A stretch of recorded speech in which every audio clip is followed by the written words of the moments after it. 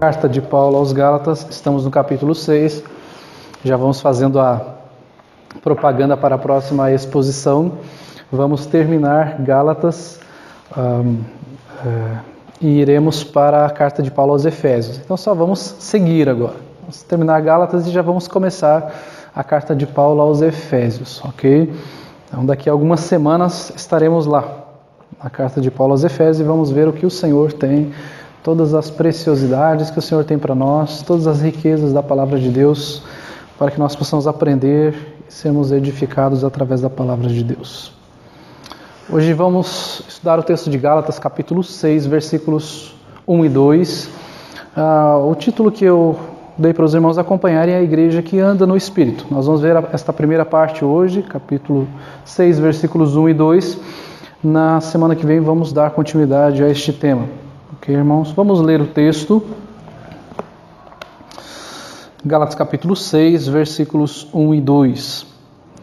Irmãos, se alguém for surpreendido em alguma falta, vós que sois espirituais, corrigiu com o espírito de brandura, e guarda-te para que não sejas também tentado. Levai as cargas uns dos outros, e assim cumprireis a lei de Cristo. Então, a palavra do Senhor nos fala sobre algumas advertências que o apóstolo Paulo estava dando à igreja. Nós vimos no capítulo 5 o apóstolo Paulo falando acerca das obras da carne e do fruto do Espírito. Falamos que as obras da carne são obras nossas, da nossa carne, e que o fruto do Espírito que acontece em nós, que nós vemos em nossas vidas, este fruto que aparece na vida de todo cristão é obra do Espírito Santo de Deus. São conclusões básicas que a gente precisa tomar para que não nos vangloriemos daquilo que tem sido feito em nós. Nada vem de nós, nada de bom que nós temos vem de nós, mas do Espírito Santo de Deus. E aqui então o apóstolo Paulo começa a nos dar algumas questões de como tratar na igreja, de como nós devemos nos portar, de como devem ser tratadas algumas questões disciplinares. E aí, uma das perguntas que podem nos vir à mente, para que todos nós respondamos, é o que você, se você não fosse um cristão, ou se de repente você não estivesse pautado na palavra de Deus, o que você esperaria de uma igreja? Eu já participei de igrejas e já fui estimulado a fazer isso, de chegar na casa de irmãos ou de pessoas que estavam frequentando a igreja, e de perguntar a elas: tal pessoa, irmão, o que você gostaria que tivesse na igreja? Como você se sentiria bem na igreja? O que nós deveríamos fazer para você se sentir animado dentro da igreja? Era uma pesquisa de campo, era um controle de qualidade que você estava fazendo ali, para ver se as pessoas estavam contentes, se elas queriam algo mais, é aquela coisa, você vai perguntar para elas o que você quer. Ao invés de perguntar a Deus, a sua palavra, o que Deus quer de nós, as pessoas acabam perguntando o que você quer da igreja. E aí você tem várias respostas sobre isso. As pessoas falam: não, eu gostaria que tivesse mais estrutura, eu gostaria que tivesse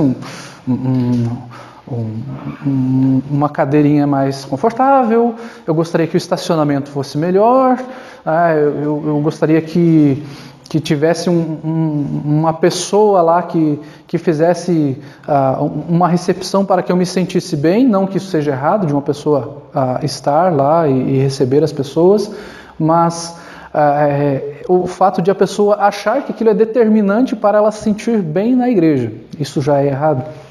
Então a estrutura para muitas pessoas ela é importante, não só importante, ela é essencial para que ela se sinta bem, para que ela se sinta motivada a estar na igreja. Algumas pessoas elas Penso, não, eu quero ir à igreja, mas eu não quero que a igreja se meta na minha vida. Eu quero ser autônomo. Eu estou lá, eu frequento, eu entrego as minhas ofertas, eu até ajudo a igreja, né, no que for preciso lá, faço uma limpeza, ajudo em algum ministério, mas a minha vida é minha vida, vocês não se metem comigo.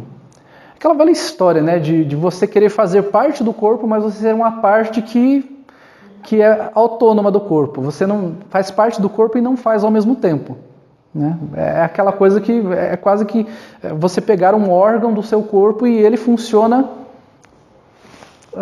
autonomamente, sem pensar nos outros. É só ele, por si próprio. Isso não existe, isso não é corpo. Ou uma igreja com um pastor que não pastoreia. Né? Não, o pastor não pode se meter na minha vida. As pessoas gostam disso, de elas se sentirem anônimas dentro da igreja, de elas não serem incomodadas. Uma programação variada, porque senão aquilo acaba ficando chato. Poxa vida, eu estou ficando meio enjoado de ir à igreja, porque toda vez é a mesma coisa, vocês ficam cantando músicas, vocês estudam a palavra de Deus, expõem a palavra de Deus, tem que ter alguma coisa a mais, tem que ter uma programação mais variada, tem que ter uns eventos, umas festas, um negócio mais animado, uma balada gospel, um negócio assim que o pessoal vai se animar, que vai dar uns pulos lá, que vai dançar e tal. Tem que variar essa programação para o pessoal se sentir bem, para o pessoal se sentir no grupo, né? Para todo mundo ficar animado e para chamar mais pessoas, para cativar mais pessoas. Então nós queremos isso. E vai lá, vamos anotar, vamos esticando aí. Gostaria de um louvor vibrante, que aquela guitarra soasse mais alto, que aquela bateria fosse mais firme, que a variedade de instrumentos fosse maior. Não que isso seja um problema de ter mais instrumentos na igreja, mas é achar isso que é essencial para que nós possamos cultuar ao Senhor. E não é.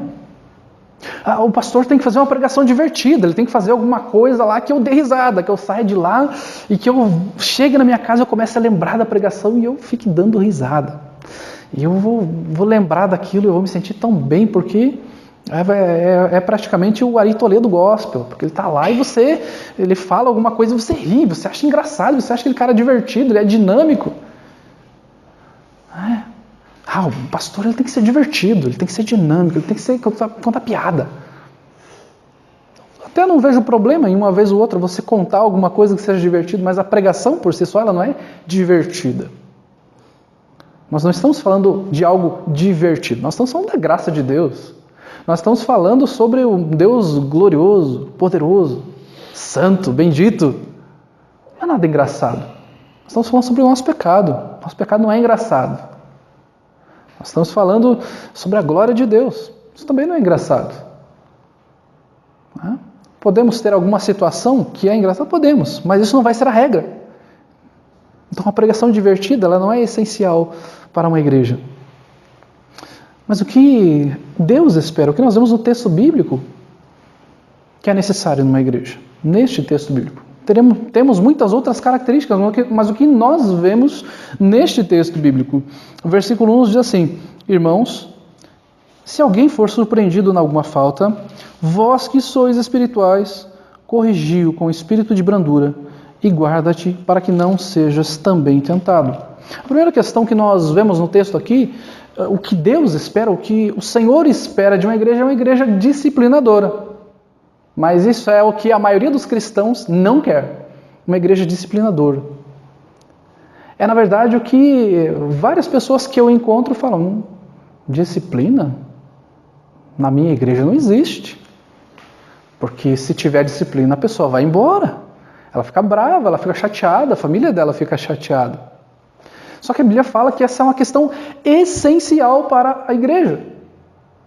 É a disciplina. O apóstolo Paulo fala que se alguém for surpreendido em alguma falta, vós que sois espirituais, corrigi-o. Ele fala, se alguém for pego em pecado, se alguém for visto fazendo algo que desonra o caráter santo e bendito de Deus, Deus não convive com o pecado, Deus não tolera o pecado. Essa pessoa deve ser corrigida. Deve existir a correção. Nós não devemos passar a mão, por amor eu não vou fazer nada, porque ela vai ficar chateada, porque ele vai ficar magoado, porque isso, aquilo outro. Eu tenho que pensar naquilo que Deus quer para a igreja, não o que a pessoa espera da igreja. Eu errei, mas eu quero que todos continuem me amando. Ok, todos vão continuar te amando, mas você vai ser disciplinado. Assim como os nossos pais nos disciplinaram quando nós éramos pequenos, isso não quer dizer que nós não éramos amados. Muito pelo contrário. Nossos pais pensavam no nosso bem. É assim que eles pensavam. Não pensavam, eu odeio meu filho, então eu vou discipliná-lo. Eles disciplinam por amor. A disciplina é um ato de amor. Então o propósito da disciplina, já que a palavra de Deus está falando aqui acerca de uma igreja que disciplina, quais são os propósitos dessa disciplina? Se você for olhar em algumas igrejas, já que foi tão distorcida essa questão da disciplina, ou não existe, ou ela existe só no estágio final. É aquela velha história de você não tratar a doença, quando você vai tratar já está no estado terminal, não tem muito o que fazer. Aí você fala, já está tudo estragado, aí é só esperar acabar tudo aí que vai morrer. Na igreja também é assim. Existem os sintomas, vai se deixando, aí quando você vê, você fala, só não tem mais o que fazer. Só excluir agora. É desse jeito. Mas um dos propósitos da disciplina é arrependimento e restauração. O propósito da disciplina é esse. Não é excluir a pessoa. A disciplina não tem por propósito excluir ninguém. O propósito da disciplina é restauração. Um texto bastante conhecido que nós temos é lá em Mateus capítulo 18, versículos 15 ao 17. Ele fala deste processo da disciplina. Mateus 18, versículos 15 ao 17. Se o teu irmão pecar contra ti, vai arguí-lo entre ti e ele só. Se ele te ouvir, ganhaste o teu irmão. Se ele, porém, não te ouvir, toma ainda contigo uma ou duas testemunhas, para que pelo depoimento de 2 ou 3 testemunhas, toda palavra se estabeleça. E se ele não os atender, dize-o à igreja. E se recusar ouvir também a igreja, considera-o como gentio e publicano. Ou seja, o que ele está falando aqui é de um processo disciplinar, que a questão principal é a restauração. Ele fala, olha, se algum irmão está pecando contra ti, vai conversar com ele. Repreende esse irmão, confronta esse irmão. Não é vai lá e esculhamba ele e já exclui da igreja. Não. Não deu certo você, tete a tete com ele, 1 a 1 conversando, ele não se arrependeu. Você leva outras testemunhas para conversar. Olha, existe esse pecado, você não está se arrependendo, é algo contra o Senhor, você está tentando contra a santidade de Deus, está pecando contra o seu irmão. Você leva essa outra pessoa, conversa, confronta com outras testemunhas. Não deu certo, você leva a igreja tem a oportunidade de confrontar a pessoa e todas as pessoas da igreja então vão ter essa oportunidade. Este irmão está em pecado, não tem demonstrado arrependimento, todos os irmãos vão lá, tem essa oportunidade de conversar com esta pessoa. E aí sim, se depois de tudo isso, esta pessoa não se arrepende, aí sim há a exclusão. Então é um processo onde nós vemos que a questão da restauração é colocada em primeiro lugar, e não a exclusão. É o tratamento desta pessoa, é a restauração. É compreender que esta pessoa precisa de arrependimento, e não que ela precisa ser excluída com o terror de, se você não se arrepender, vai ser excluído e tal. Não, vai haver um processo, meu irmão. Você está errado. Você precisa se arrepender. Nós vamos orar por esta pessoa. Nós vamos caminhar com esta pessoa. Então a disciplina por si, ela tem o propósito de arrependimento, de restauração. Não de exclusão de uma pessoa da igreja. Um segundo propósito é impedir que este pecado se espalhe. Quando nós disciplinamos uma pessoa, há esta necessidade então de impedir que o pecado se espalhe. O texto de Hebreus capítulo 12 nos diz assim: segui a paz com todos e a santificação, sem a qual ninguém verá o Senhor, atentando diligentemente, porque ninguém seja faltoso, separando-se da graça de Deus, nem haja raiz de amargura que brotando vos perturbe, e por meio dela muitos sejam contaminados. Então ele está falando, olha, ninguém seja faltoso para que isso não aconteça, porque vai brotar uma raiz de amargura aí e isso vai se espalhar no meio de vocês. Se não tratar isso, vai se espalhar como uma erva daninha. Vai brotando. Quem tem gramado em casa sabe muito bem disso. Se você deixar aquela erva daninha ali, se não tirar, daqui a pouco vai tomar conta do quintal. Você fala, aí não tem mais o que fazer, vou ter que arrancar tudo isso aqui e fazer tudo de novo. Tem que tratar. Tem que impedir que se espalhe. Dando um exemplo de murmuração aqui, de um contra o outro, de algum probleminha que existe entre um e outro irmão, se isso não for tratado, daqui a pouco, todas as pessoas da igreja, um tomou parte com um, outro tomou parte com o outro, virou partido. Começou a dar problema, porque um ficou a favor daquele, outro ficou a favor daquele outro, daí começa a brigar, falar mal um do outro. Isso toma conta. Então a disciplina, ela serve para impedir que o pecado se espalhe. Então a disciplina, ela é um ato amoroso para que esta pessoa seja restaurada e para que o corpo não seja contaminado como um todo. Qual seria para nós então a intensidade da disciplina?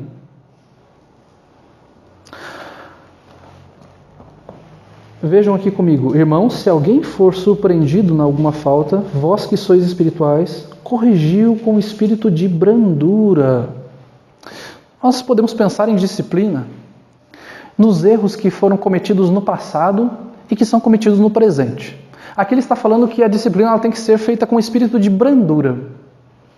Se nós formos pensar no passado, os nossos pais, os nossos avós, até nós temos relatos tenebrosos sobre disciplina, até de tortura. Eu conheci uma senhora que ela falava que o pai dela pegava aquele ferro que tinha no fogão a lenha e ele queimava a própria filha, achando que aquilo era disciplina. Isso era um erro, isso era tortura, isso é crime. E era feito na época, de pais pegarem com chicote, com correr de bicicleta, com rabo de tatu, como a gente fala. E hoje já é um outro extremo. Hoje o pai fala, não, eu apanhei do meu pai, eu não vou encostar a mão no meu filho. Eu não vou nem falar, não vou nem alterar minha voz para falar com ele. Então acaba que o filho, ele domina a parada, ele domina domina a situação ali. Essa semana ainda tive contato com a pessoa de uma escola aí que ela falou, olha, teve um aluno que assumiu um compromisso aqui e ele acabou não vindo para este compromisso, porque a mãe falou, ele assumiu o compromisso, mas ele não quer ir, então eu não posso obrigar. Eu falei, não, ela teria que obrigar sim. Ele assumiu o compromisso e ele tem que estar ali nesse compromisso. Se ele não tem nenhum problema, ele deve estar lá. Porque senão, ele pode chegar lá nos seus 18, 20 anos, não quero ir. E daí? Não quer assumir compromisso, e daí a mamãe continua falando, eu não posso obrigar meu filhinho. Tem que obrigar sim. Ele disse que queria fazer, ele vai fazer. Então nós perdemos essa noção de que o pai é a autoridade, de que ele tem que disciplinar o seu filho, de que ele tem que agir com amor e que isso é um ato de amor, que se você não fizer isso, ele vai continuar debaixo de você, ele sempre querendo que você resolva os problemas dele. E quando ele quiser fazer alguma coisa, ele faz, e quando ele não quiser, não faz. E ele vai sempre depender de você. É o outro extremo. Então a Escritura aqui nos fala que esta disciplina, quando uma pessoa é surpreendida em alguma falta, ele fala, vós que sois espirituais, no sentido de maduros, de pessoas que creram na palavra de Deus e estão andando no Espírito de Deus, corrigiu com espírito de brandura. Então não é para você esculachar a pessoa, para você já falar que ela está excluída do corpo, ou para humilhar esta pessoa. Essa palavra aqui é a mesma palavra usada para mansidão. Você não vai acobertar o pecado dela, mas você também não vai esculachar, como aquele pai que dá com rabo de tatu no filho até marcar o corpo dele. Você vai tratar pecado, você vai mostrar para aquela pessoa que ela está errada, que ela está desonrando a Deus e que ela precisa de arrependimento. É disso que ela precisa. É nesse sentido que ela deve andar. Reconhecer o seu pecado. Ela não precisa ser pisoteada. Ela não precisa ser acocada, como a gente diz, né?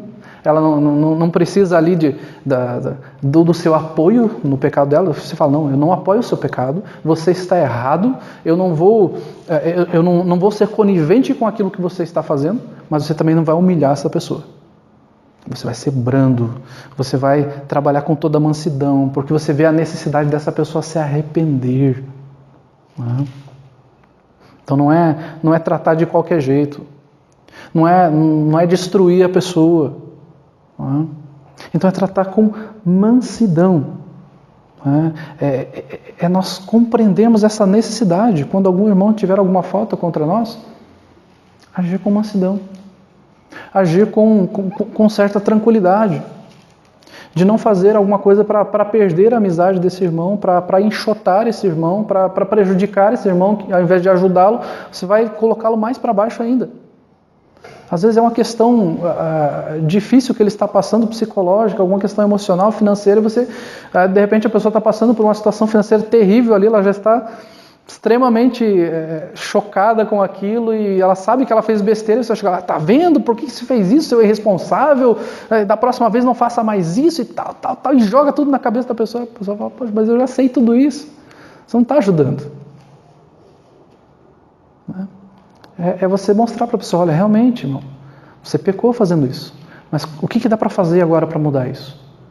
O que eu posso te ajudar nesse sentido? Como é que nós podemos caminhar juntos? Eu vou orar por você. Vamos ver na palavra de Deus o que a palavra de Deus fala que se pode mudar aqui. Saber o momento, saber o timing das coisas acontecerem. Então é esta vida no Espírito, de você saber como fazer. Uma outra questão aqui é a purificação da igreja.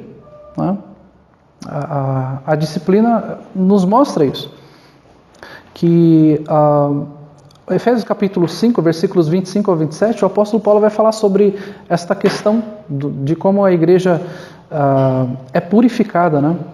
Diz assim, maridos, amai vossa mulher como também Cristo amou a igreja e assim mesmo se entregou por ela, para que a santificasse, tendo-a purificado por meio da lavagem de água pela palavra, para apresentar a si mesmo igreja gloriosa, sem mácula, nem ruga, nem coisa semelhante, porém santa e sem defeito. Então esta brandura de nós tratarmos também deve ser com o propósito a purificação da igreja e não a destruição dela. O Senhor usa essa ilustração aqui do marido se entregando pela esposa, como Cristo se entregou pela igreja, para que essa igreja seja pura, santa, sem mácula, sem ruga, nem coisa semelhante, porém santa e sem defeito. E ela é purificada, então, por meio da palavra de Deus, por essa lavagem. Então, quando há esta disciplina de forma branda, a igreja ela tem esta purificação.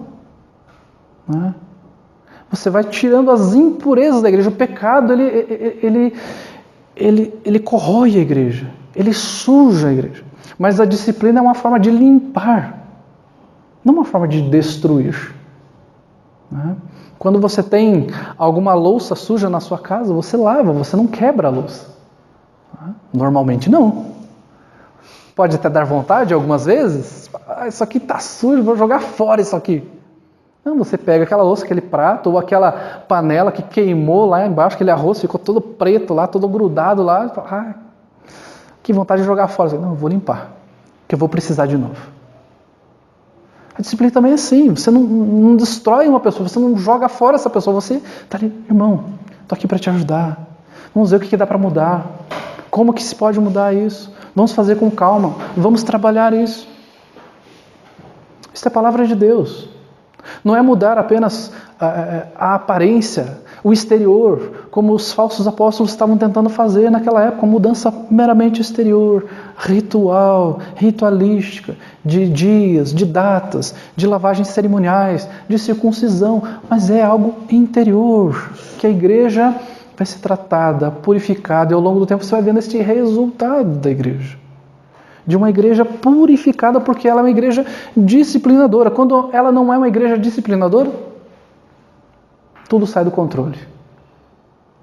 Quando um pai perde a sua autoridade, ele não disciplina, a sua casa vira uma desordem. Os filhos fazem o que bem entendem e e o pai perde completamente o controle. Aí os filhos começam a enganar o pai, bater no pai e na mãe em certas circunstâncias e até matar o próprio pai e a mãe. Situações terríveis, porque a disciplina não foi feita da forma correta.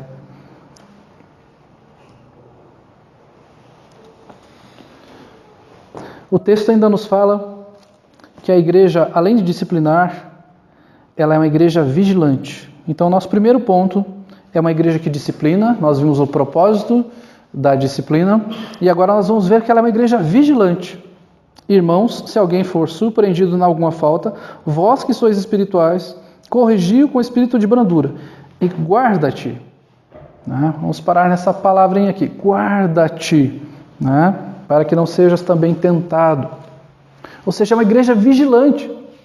Ela é uma igreja que olha sim para o pecado do irmão, que disciplina esse irmão, mas que também se guarda, que também está vigilante, que reconhece o perigo do pecado.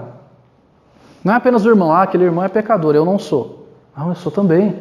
Eu tenho a natureza pecaminosa também. Eu sou fraco também.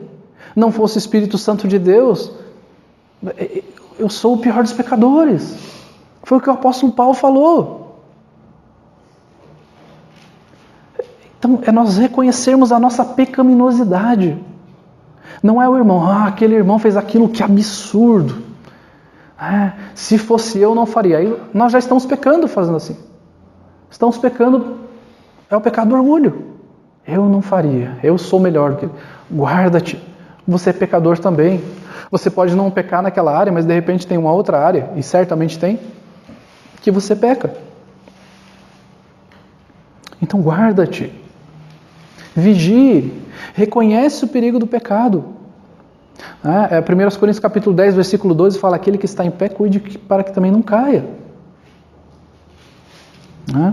Pegando o texto completo ali, 1 Coríntios capítulo 10, versículos 12 e 13, nos diz assim: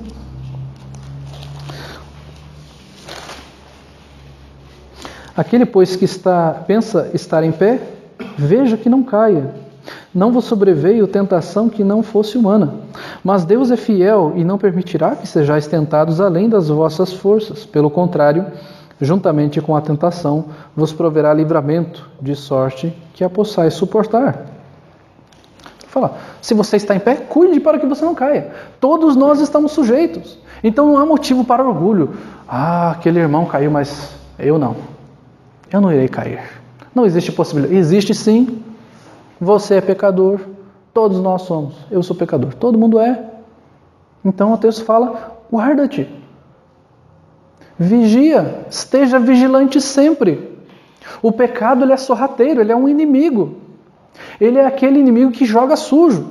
Que nós temos essa luta diária, como nós falamos aqui, que antes, quando andávamos sem Cristo, nós vivíamos abraçados com o pecado, mas que agora nós estamos lutando contra ele. O pecado é sorrateiro. Ele é como aquele lutador sujo que ele vai pegar um monte de terra, de areia na mão e vai jogar no seu olho e vai te dar um golpe baixo. Então vocês têm que estar sempre vigilante, constantemente vigilante. Guarda-te. Não há motivo para orgulho. Todos nós somos pecadores. Mantenha o seu coração humilde. Se você recebeu o livramento de um pecado, ele proveu de Deus, não proveu de você, porque eu sou bom, porque eu tenho isso, porque eu tenho aquilo. Veio de Deus. Foi Deus quem livrou a sua vida de você cair em pecado. Mantenha a humildade. Quando nós nos afastamos do Senhor, nós estamos sujeitos a perigos. Quando nós nos sentimos seguros, há grande perigo de cairmos. Há grande perigo da queda. Não à toa a palavra de Deus nos fala que a soberba precede a ruína. Nós nos arruinamos quando achamos que está tudo sob controle, está tudo bem. Não, nós precisamos estar em eterna vigilância. Temos que ser como aquelas sentinelas que estão sempre acordadas, vigilantes, para que o inimigo não venha ali e não ataque. Nossa terceira questão aqui, indo para o versículo 2, é uma igreja que pratica a palavra de Deus. O versículo 2 nos diz assim: levai as cargas uns dos outros, e assim cumprireis a lei de Cristo. Nós já vimos uma igreja que ela é disciplinadora, uma igreja que é vigilante e uma igreja que pratica a palavra de Deus. Esse é o nosso terceiro ponto. Ela não se contamina com filosofias, ela não traz para dentro dela coisas mundanas ou tenta evitar que elas cheguem. E quando elas chegam, tenta se tirar elas ali. Eu trouxe alguns exemplos filosóficos aqui, inclusive daquela época, porque são filosofias que surgiram antes até de Cristo, 2 séculos pelo menos antes de Cristo, já existiam essas filosofias. Por exemplo, o estoicismo, ele é um tipo de filosofia que ele prega que você deve se importar apenas consigo próprio. E que você tem que ser autônomo, que você não precisa ficar pedindo ajuda para ninguém, incomodando ninguém. É autonomia, você vive para você. O prazer está em você próprio. Você vive para você, os outros vivem para... Cada um vive para si. Isso pode acontecer na igreja. Do que a gente falou, de eu vou lá, ninguém me incomoda, não sou incomodado por ninguém, fico na boa, vou para casa, tranquilo. Ninguém me confronta. Por outro lado, um outro extremo é o hedonismo, que é a busca desenfreada por prazer. Que é nós virmos à igreja e acharmos que a igreja deve suprir as nossas carências. Eu devo sentir prazer. Tem que ser algo prazeroso, tem que ser algo bom, tem que ser algo divertido. O hedonismo ele é a busca desenfreada por prazer. Tudo que você vai fazer tem que pensar em prazer. Sendo desta forma, por exemplo, hoje como um dia chuvoso e frio, de repente pessoas não vêm porque está frio e chuvoso. Porque a busca delas é por prazer. Então, para eu sair da minha casa, do conforto do meu lar, para ir a um culto, não. Vou ficar assistindo Fantástico. É mais gostoso. É mais prazeroso para mim. Não estou falando aqui de pessoas doentes, ok? De pessoas que estão necessitadas de alguma forma. Estou falando aqui de pessoas que estão tranquilas, estão com a saúde em dia, podem vir, tem o seu carrinho, é tudo tranquilo, pode vir de ônibus. Mas aquela pessoa que não, ela está procurando o que é melhor para mim hoje. Se tiver muito calor eu vou para a piscina daí. Mas hoje está frio, eu vou ficar em casa debaixo das cobertas, tomando um chocolate quente. Gostoso? Claro que é. Mas é só a busca pelo prazer. Aí você pensa, não, mas essa pessoa ela não busca só o prazer, porque ela tem que trabalhar. Não, ela busca sim. Porque ela não está pensando que o trabalho dela é prazeroso, mas o que ela recebe é prazeroso. E ela pensa que se ela deixar de trabalhar, ela vai ter um mal maior que ela não ter aquele dinheiro. Então ela não está trabalhando porque ela tem prazer, ela tem prazer na remuneração dela. Então é apenas a busca pelo prazer. E aí se ela não tem um atrativo na igreja, e a igreja acaba caindo nessa esparrela, nessa armadilha, e ela, o que nós vamos fazer nesse inverno para trazer as pessoas? Vamos fazer uma sopa gostosa lá na igreja. Todo mundo vir. Vamos fazer uma programação legal. Vamos fazer um evento, vamos trazer uma pessoa lá que é conhecida, para que as pessoas, para que não caia a frequência na igreja. Essa é a filosofia. De você fazer apenas aquilo que é prazeroso para você. De você fazer apenas aquilo que parece ser mais vantajoso. É um desconhecimento do que é o reino de Deus. Mas uma pessoa que conhece a palavra de Deus, ela pratica a palavra de Deus. E o texto então só levai as cargas uns dos outros. Não é uma opção. Ele não está dando uma opção aqui para você. Se você quiser, leve a carga uns dos outros. Então levem. Está vendo o irmão sobrecarregado? Ajude. E aqui, no contexto direto, ele está falando sobre o pecado também. Você está vendo que esse irmão está passando por essa dificuldade. Ajude de alguma forma. Ore por esse irmão, instrua este irmão, trabalhe na vida dele. Instrua na palavra de Deus. Se esse irmão está passando alguma dificuldade financeira, está com algum tipo de carência, tem algum problema que você conhece, vai lá e ajuda esta pessoa. Se essa pessoa está fazendo uma mudança, está fazendo uma construção, está querendo arrumar alguma coisa lá na casa dela, você vai lá e o que eu posso te ajudar, meu irmão? Essa pessoa está precisando de companhia às vezes. Essa pessoa está sentindo, não posso fazer uma visita para você? Posso ir orar com você? Posso ir lá ler a Bíblia com você? Será que isso é tão difícil de fazer? Para o cristão não deveria ser. Para o cristão deveria ser algo prazeroso e não deveria ser um peso. Levai as cargas uns dos outros. Nós estarmos atentos, e não apenas atentos, mas olhar, tem alguém precisando, eu estou disposto a ajudar, eu tenho tal dia, tal horário, eu posso ir lá ajudar o irmão. Porque senão nós caímos no hedonismo de novo. Não, mas eu vou sair da minha casa, do conforto do meu lar, naquele frio, naquela chuva, para ir lá na casa daquela pessoa. Acho que não, vou ficar dormindo. Isso não é cristianismo. Isso é qualquer outra coisa, não é cristianismo. É estar disposto.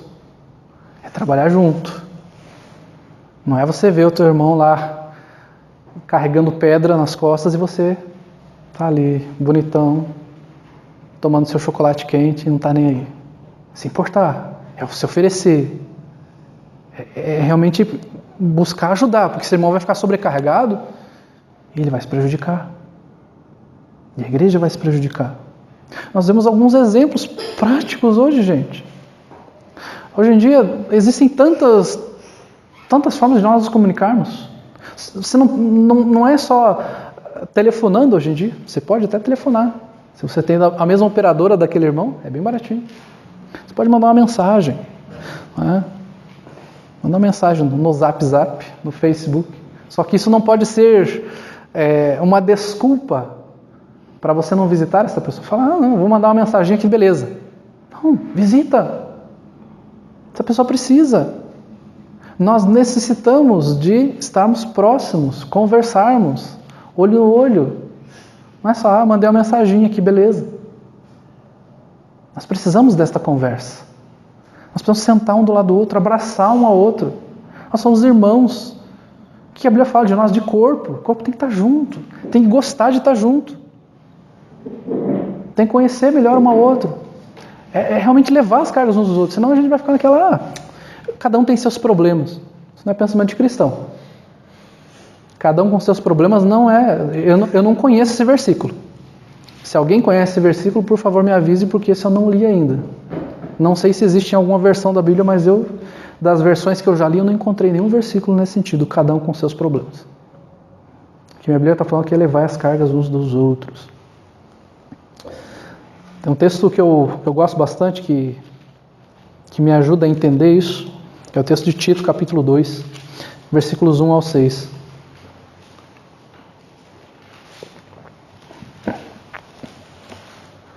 Tito, capítulo 2, versículos 1 ao 6.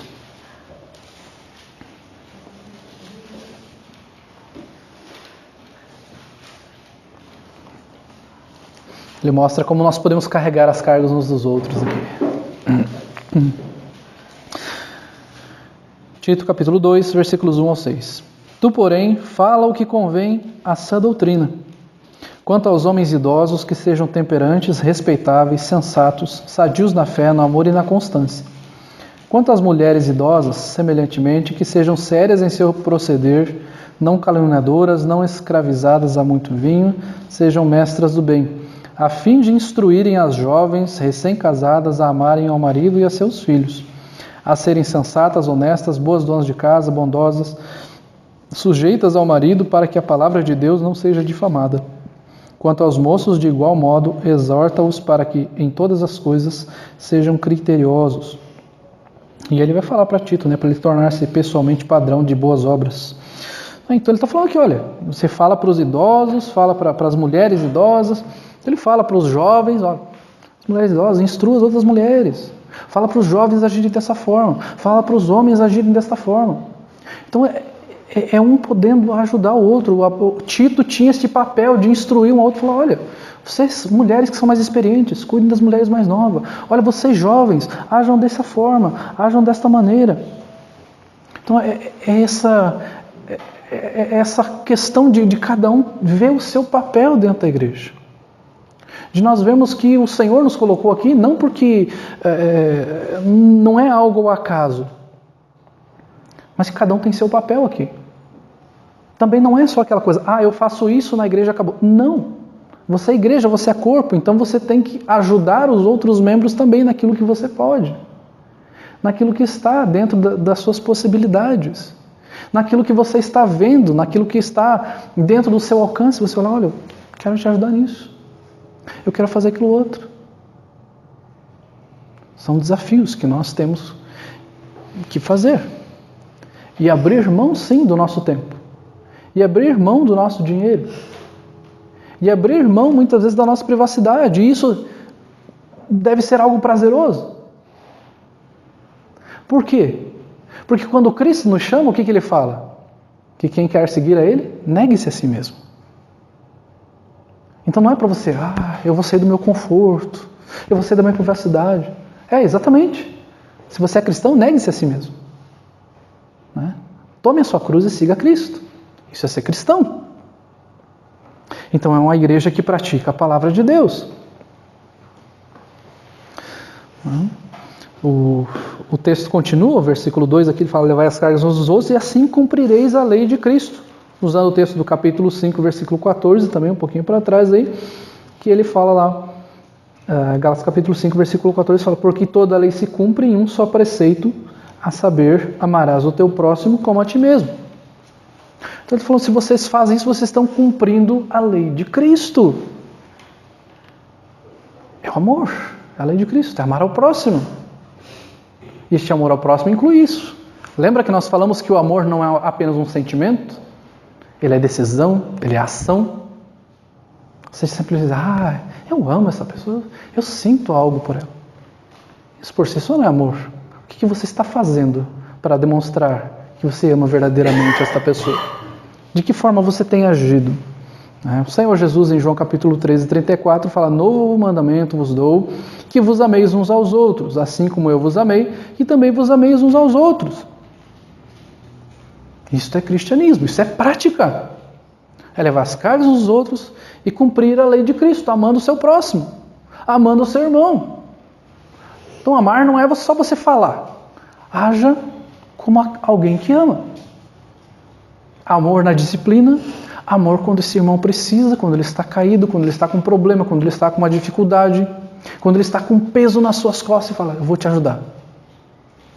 Não é só na época do Natal, que tem aqueles comerciais bonitinhos lá, que aparece uma pessoa empurrando um carro, e vão várias outras lá, empurrando o carro, né? Daí todo mundo no Natal é bonzinho, né?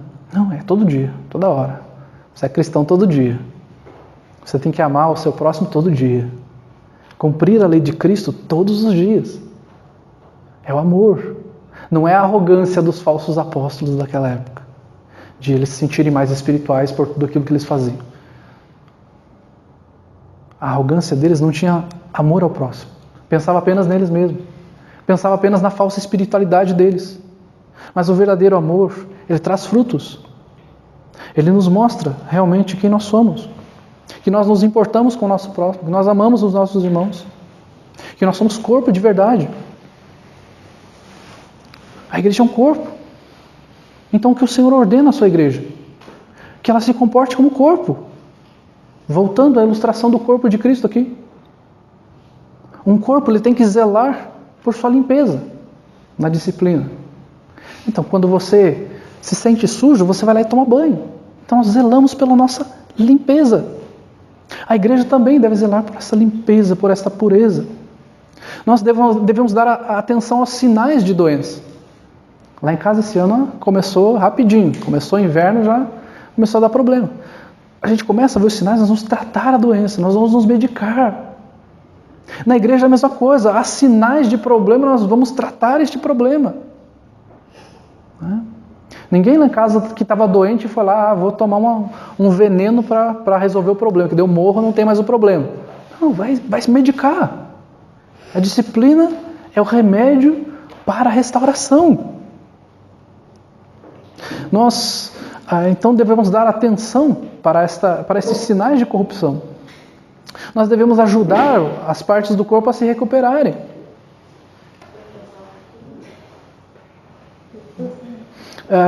O corpo ele tem que se recuperar para o bem de todo o corpo. Eu devo me importar com cada parte do meu corpo. Você deve se importar com o seu irmão. Nunca despreze um irmão. Ele precisa ser restaurado. Ele precisa ser tratado. Você não deve desprezar uma parte do seu corpo. Quando ela está doente, você vai tratar. Você não vai cortar um dedo fora quando você quebra ele. Você vai tratá-lo. Para nós encerrarmos, para ficar bem claro aqui, a repreensão ela é acompanhada do desejo de reconciliação. Quando nós formos tratar disciplinarmente, nós vamos fazer isso em prol da pessoa, para que ela se reconcilie com o Senhor e para que ela seja restaurada na comunhão com o Senhor. Deixar de procurar ajuda não é sinal de maturidade. Procure auxílio. Se você precisa de ajuda, se você precisa de alguma questão, procure ajuda, procure aconselhamento, procure auxílio. Não fica, cada um com seus problemas, eu não vou incomodar ninguém. Procure. Busque na igreja, na palavra de Deus. É o Senhor quem vai dar a solução para os nossos problemas. Não tente resolver sozinho. A igreja está aqui para a glória do Senhor, para que ela cresça junto, para que ela amadureça junto. Que cada um de nós possa praticar a palavra do Senhor. Vamos orar. Senhor Deus, agradeço pela Tua palavra santa e bendita, que nós possamos aplicá-la em nossas vidas. Que o nosso amor por Ti, ó Deus, possa ser refletido, ó Deus, na prática do amor pelos nossos irmãos, inclusive na disciplina, ó Pai, na forma com que nós vamos disciplinar, tratar a vida de irmãos, de pessoas que precisam ser tratadas. Nos ajuda, ó Pai, a sermos uma igreja séria, que expõe a Tua palavra, que pratica a Tua palavra, que bendiz o Teu nome, onde o fim principal nosso é glorificar ao Teu nome.